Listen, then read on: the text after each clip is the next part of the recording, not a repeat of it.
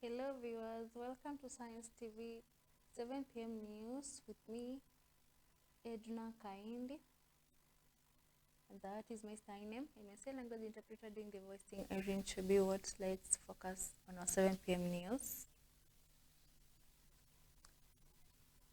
A new report by the Elimu Bora Working Group, released as schools begin their third term on August 25th, paints a clear picture of Kenya's education system, citing systematic regression due to corruption and institutional failures.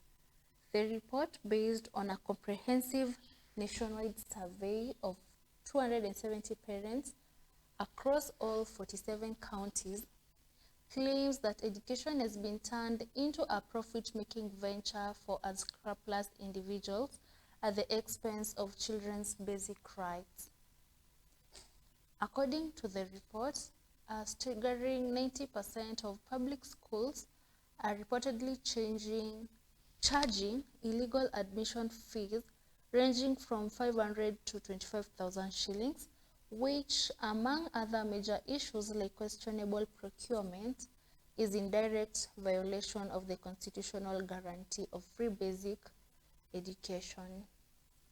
The Elimu Bora Working Group has called on the Ministry of Education to address these systematic failures, enforce the free education policy, and implement strict measures to ensure financial transparency and accountability in all public schools.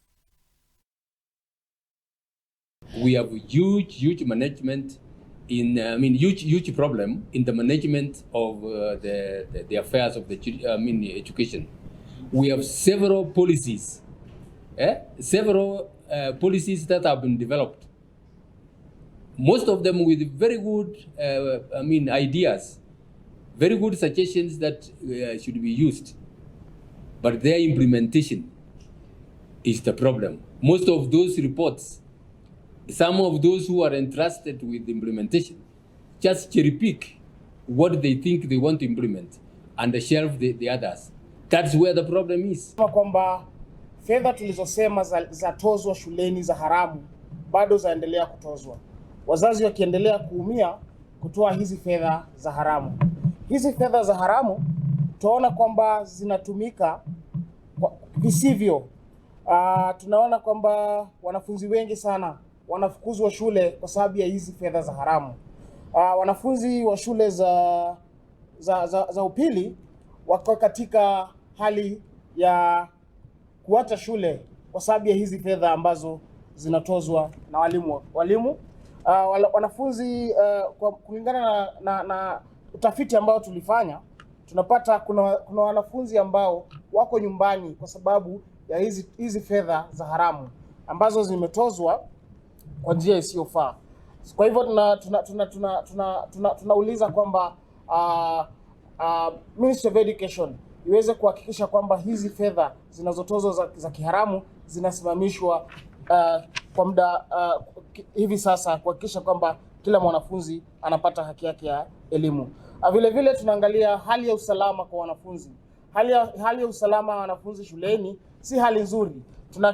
Tunaona kwamba mwaka uliopita tulipoteza watoto 21 katika moto wa shule, na zile ukaguzi ambao ulifanyika ulionyesha kwamba kuna shule ambazo hazina ile standard ambayo inahitajika kuhakikisha kwamba wanafunzi wako katika hali nzuri.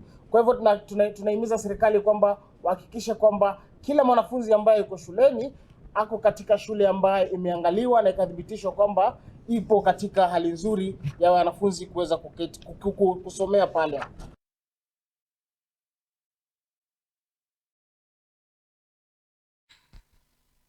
Moving on, former Chief Justice David Maraga has called for the need for inclusive education policies, urging schools to build ramps, adopt assistive technologies, and create learning environments that support children with disabilities. Speaking when he attended the Elimu Bora Working Group presser on the current state of education in Kenya, He warned that without inclusion, millions of learners would continue to be left behind.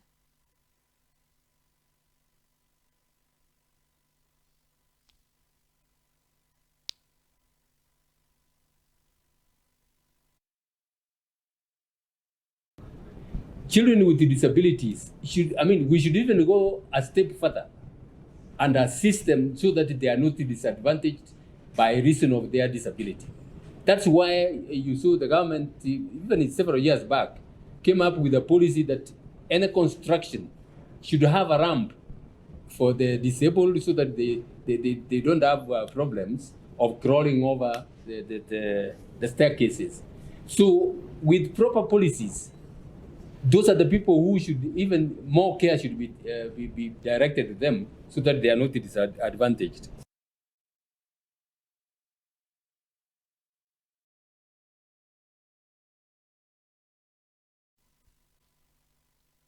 Deputy President Kithure Kindiki on Wednesday met with an estimated 2,000 artists in Irunduni, Tharaka Nithi County, where he pledged the government's commitment to supporting and strengthening the country's music and arts sectors. The meeting, held at the Deputy President's rural home, was part of a series of engagements aimed at connecting with various delegations and consolidating support for the current administration. During his address, Kindiki emphasized the significant economic potential of the creative industry, assuring the artists that the government recognizes their vital role in national development.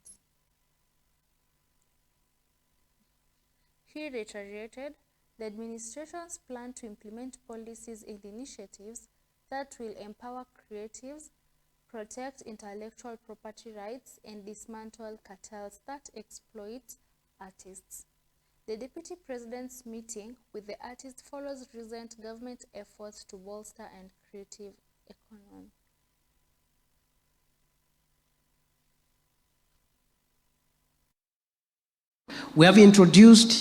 We've created a new State Department for Creative Economy, under the Ministry of Youth, to provide coordination of the affairs of the creative economy.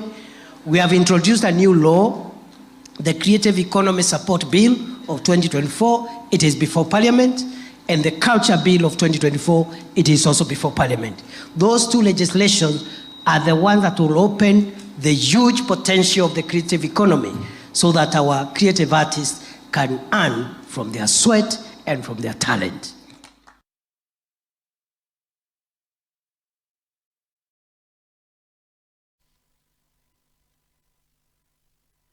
Prime Cabinet Secretary Musalia Mudavadi has affirmed the government's commitment to integrating refugees living in the Dadaab and Kakuma camps into the host communities.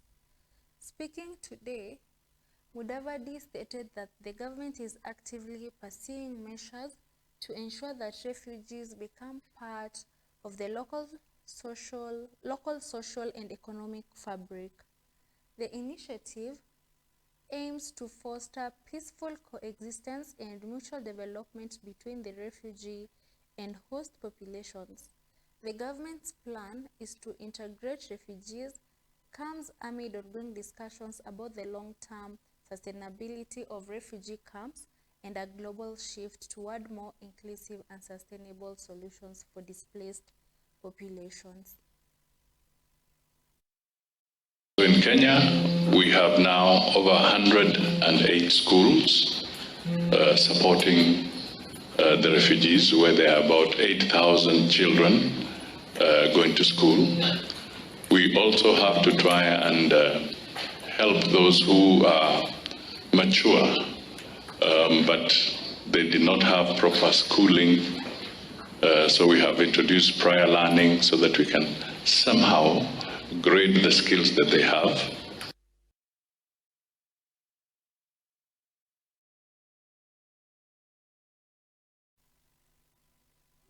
The Speaker of the National Assembly, Moses Wetangula, has refuted claims by the President that members of Parliament are demanding bribes to pass bills or clear leaders of wrongdoing. In a statement issued today, Speaker Wetangula described the allegations as baseless and an attack on the integrity of the legislature. He specifically addressed the President's assertion that parliamentary committee members were the primary culprits in the alleged extortion racket. The Speaker's statement comes in the wake of President William Ruto's public remarks earlier this week, where he lamented the rampant corruption within some parliamentary committees. The President's comments sparked a national debate, raising concerns about the integrity of the country's legislative process. Wetangula called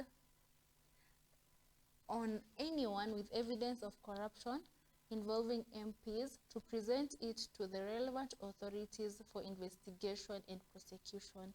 He affirmed the National Assembly's commitment to fighting corruption and maintaining transparency in its operations.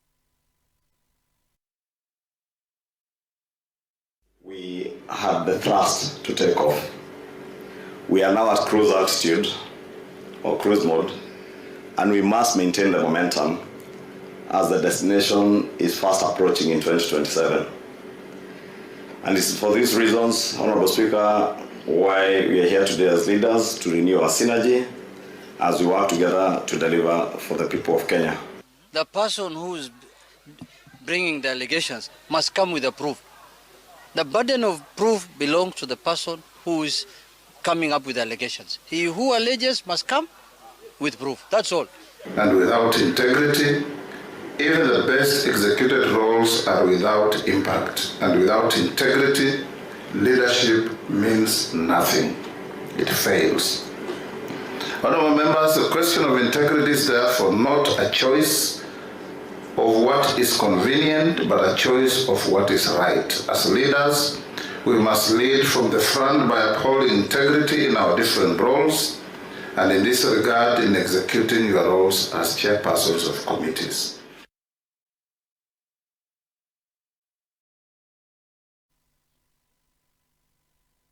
Former Deputy President Rigathi Gachagua was met with a vibrant and energetic welcome today upon his return to the Jomo Kenyatta International Airport from a 6-week tour of the United States.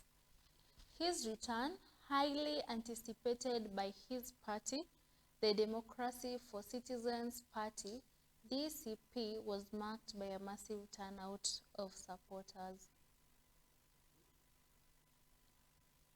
Following his arrival, Gachagua led a procession of supporters from JKIA to the historic Kamkuji grounds in Nairobi for a public rally. During his address, he outlined his future political plans and discussed the upcoming by-election set for November 27th. The former deputy president, who has been openly critical of the current administration, used the rally as a platform to rally his base and consolidate his support.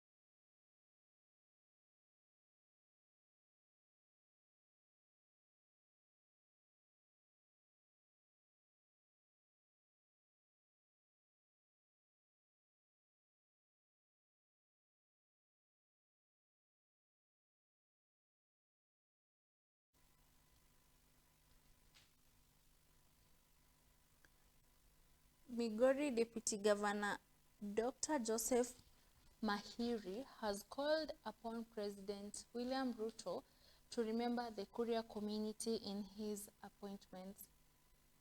Mahiri, who spoke during a groundbreaking ceremony to establish a sickle cell hospital in Kuria West Sub-County, lamented that despite the Kuria community voting for President William Ruto, the community has not fully benefited from the fruits of his government. He stated that Ambassador Daniel Wambura, the outgoing ambassador of the Republic of Kenya to the Republic of Burundi, was recalled without any redeployment. He also cited that Professor Chacha Nyaigoti Chacha, who had chaired the University Council in Kenya, was reassigned to chair the Nairobi University Council, highlighting it as a demotion. On the issue of roads in the Kuria region, Mahiri urged President Ruto to focus on roads that can assist all Kurians instead of listening to the area member of parliament who wants to divert roads to suit their interest. Kuomba ino wewe unampigia simu. Mwambie Wakuria wanashukuru kwa yale amewapatia. Lakini sisi hatujafurahia venye anatupatia hizi kazi. Tulikuwa na ambassador wawili. Machage hiyo ikaenda. Hakuna hajawahi fanywa replacement. Nimesikia ambassador Wambura amereplacewa na mwingine amepelekwa Burundi. Hajafanywa replacement. Professor Chacha Nyaigoti ndiye professor tuko naye mkubwa sana. Alikuwa amesimamia university zote as the chair wa university zote. Wamemtoa huko, wamempeleka kusimamia Nairobi University. Hiyo ni kumpandisha chio ama ni mkurudisha chini? Hiyo ni kumrudisha chini, na Wakuria sisi hatujafurahia. Hata kama ataiona kwa news ajue sisi Wakuria hatujafurahia na hatujaona kitu ambayo tunafurahia kwa hiyo serikali yake, kwa sababu sisi Wakuria walimpigia kura sana. Sasa angetoona kio, hakuna kitu. Ile ministry ambayo Maro alikuwa nayo, PS Maro Motari, hiyo ministry ilikuwa na department 4. Amezikatakata, imebaki ka department kamoja, na ndiye akatupatia PS hiyo, and that's the only position Mukuria ako nayo.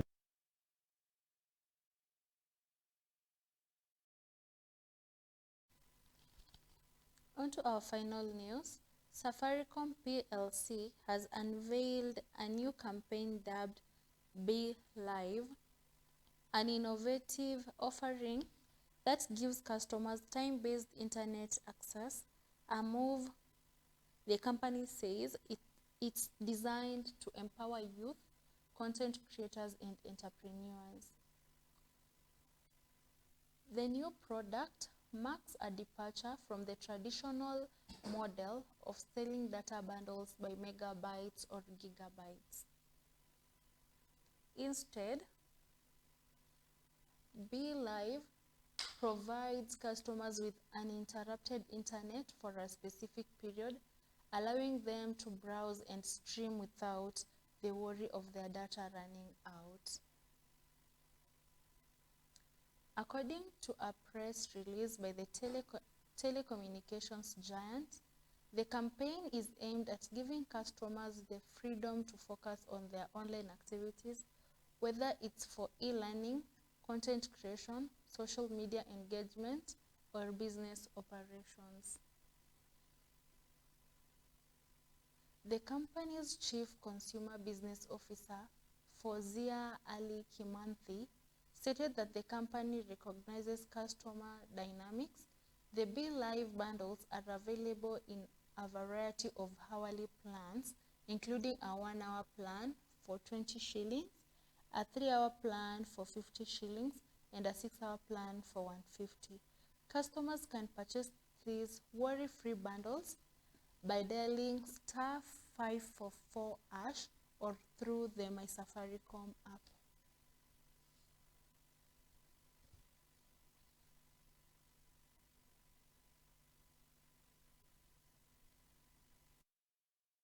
It's a transformational way in which we are bringing to life how customers can consume mobile data, but not just consume mobile data, how they can be able to meet the needs they have. I have a movie. It's 1 hour, 20 minutes. I don't want to start guessing how many MBs I need. I want a plan that will last 1 hour, 20 minutes. So that's where we've come for the specific use case. BeLive is a time-based proposition that allows customers the freedom to select a plan, but that they can determine based on the time they want to do something. What are we hoping to achieve? We are hoping that customers will see value. We are hoping that customers will feel that Safaricom has responded to their need for transparency in billing. And we are hoping that customers will feel like, finally, I can be able to do what it is that I wanted to do.